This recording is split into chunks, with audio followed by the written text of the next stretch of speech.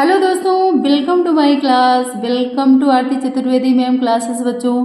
तो हम फिर से डिस्कस करेंगे क्या, वही अपना टॉपिक मोस्ट इम्पॉर्टेंट क्वेश्चन जो आपके एग्जाम में हैं आने वाले। ठीक है, तो हम इसमें वो चीज़ कवर करेंगे जो हमारे बच्चों की घबराहट को कम कर दे, उनको ये समझ में आ जाए कि हाँ ये इम्पोर्टेंट है, ये हमें पढ़ना है और इसको पढ़ने से हमारी नैया छलांग मार के पार निकल जाएगी।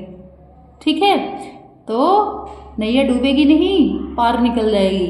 तो इतना अगर आपने कर लिया, देखो आपने साल भर कुछ भी नहीं पढ़ा, लेकिन अगर इतना क्वेश्चन आपने कवर कर लिया तो आप बहुत अच्छे नंबर ले आ सकते हो। ठीक है, अब देखो विश्वास तो करना पड़ेगा। आप ये नहीं बोलना कि अरे मैम हवा में फेंक रही हैं। नहीं, ऐसा नहीं, हवा में नहीं फेंक रही हूँ, जमीन में ही फेंक रही हूँ।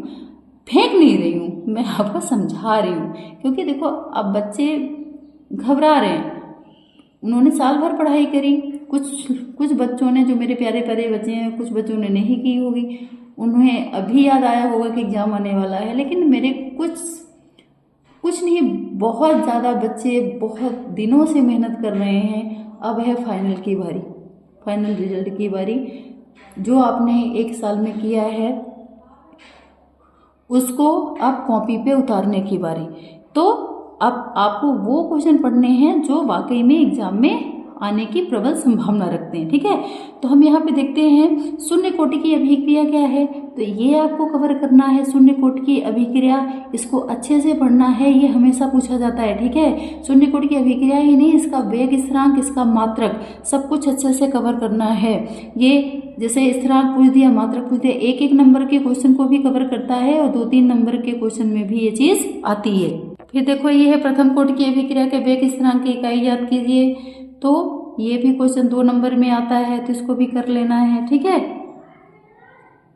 फिर है आपका आभासी एकाणु की छद्म कोटि की अभिक्रिया, तो ये मैंने अपनी वीडियो में भी इसको अच्छे से समझाया है, इसको क्लियर कर लेना है।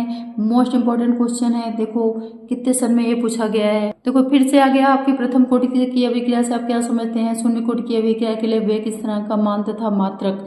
तो सिर्फ आपको डेफिनेशन नहीं याद करनी है, जब बड़े ज़्यादा अंक के क्वेश्चन आएंगे ना, जैसे देखो ये 3 नंबर में पूछा है, 2 नंबर में पूछता तो सिर्फ अभिक्रिया की कोटि पूछता, 3 नंबर में आया तो ये देखिए यहाँ पे इतनी सारी चीज़ें पूछा है, तो आपको ये सब कवर करके चलना है।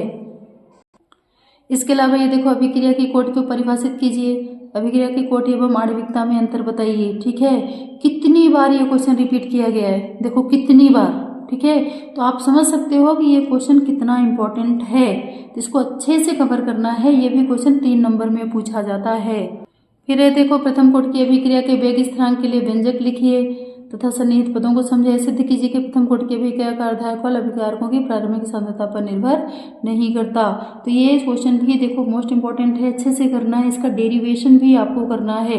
देखो प्रथम कोटि की अभिक्रिया, शून्य कोटि की अभिक्रिया, ठीक है, इनका डेरिवेशन आपको अच्छे से कवर करना है, क्योंकि डेरिवेशन भी पूछता है। ये देखो पूछा है ना, व्यंजक लिखिए। ठीक है, इसके अलावा अर्धा आयुकाल, इसको भी अच्छे से कवर करना है। जो सवाल बनते हैं, न्यूमेरिकल बनते हैं, वो प्रथम कोटि, शून्य कोटि और अर्धायुकाल। ठीक है, सबसे ज़्यादा शून्य कोटि, प्रथम कोटि और अर्धायुकाल वाले सवाल पूछे जाते हैं, तो इनको अच्छे से ये टॉपिक कवर करना है आपको। तो मैं बार बार बोल रही हूँ कि आपको इसके व्यंजक, इसके डेरिवेशन भी अच्छे से करना है।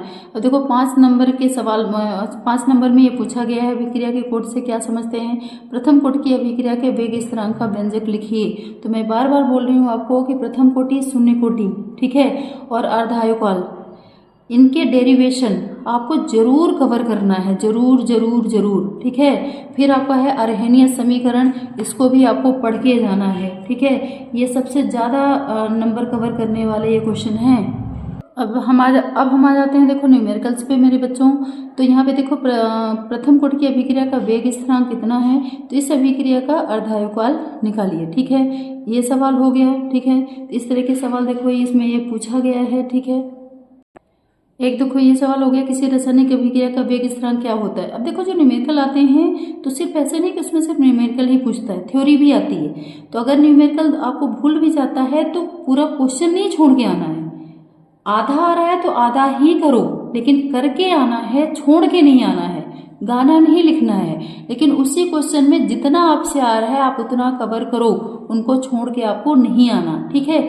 जैसे इसमें पूछा है किसी रासायनिक अभिक्रिया का वेग स्थिरांक क्या है, तो इसकी डेफिनेशन तो लिख सकते हो ना, अगर ये इससे आगे नहीं आ रहा तो। और अगर ये आप अच्छे से पढ़ोगे तो इससे आगे भी आप कर लोगे। और देखो ये कितना छोटा सा आंसर है इसका, ठीक है। तो अगर आपने थोड़ी भी मेहनत की तो आप इसको आसानी से कर लोगे, इतने लंबे सवाल नहीं आते हैं जितना आप लोग डरते हो। फिर देखो ये है, सिद्ध कीजिए कि प्रथम कोटि की अभिक्रिया में 99.9% पूर्ण होने में लगा समय अर्ध आयुकाल का 10 गुना होता है। तो मैं बार बार आपको बोल रही हूँ, प्रथम कोटि, शून्य कोटि और अर्ध आयुकाल, इनके न्यूमेरिकल, इनकी परिभाषा, इनके डेरिवेशन आपको अच्छे से कवर करना है। अगर इतना आपने कवर कर लिया तो आपने ये चैप्टर, इस पे फतेह हासिल कर ली। फिर देखो एक ये सवाल है, सिद्ध कीजिए कि प्रथम कोटि की अभिक्रिया के 3/4 पूर्ण होने में लगा समय अर्ध अभिक्रिया के पूर्ण होने में लगे समय का 2 गुना होता है, ठीक है। तो इसको भी कर। फिर है आपका एक, प्रथम कोटि की अभिक्रिया 10 मिनट में 20% पूर्ण होती है, तो अभिक्रिया का 75% पूर्ण होने में कितना समय लगेगा, ठीक है। तो इस तरह के क्वेश्चन आपके न्यूमेरिकल्स जो हैं ज़्यादा नहीं आते हैं, बार बार बोल रही हूँ, 2 और मैक्सिमम 3, इससे ज़्यादा आपको न्यूमेरिकल नहीं मिलेंगे केमिस्ट्री में, परेशान नहीं होना है, ठीक है। लेकिन टॉपिक वाइज, चैप्टर वाइज अगर आप क्लियर करते चलोगे तो आप अच्छे से रिवीजन कर पाओगे और आपको आपका केमिस्ट्री का पेपर बिंदास जाएगा, बहुत अच्छा। तो बच्चों इस चैप्टर में इतने ही मोस्ट इम्पॉर्टेंट क्वेश्चन हैं जो आपको करना है, ठीक है। ज़्यादा नहीं है, लगभग हर चैप्टर में कम से कम 10 ही क्वेश्चन ऐसे हैं जो आपके एग्जाम में आने की प्रबल संभावना है।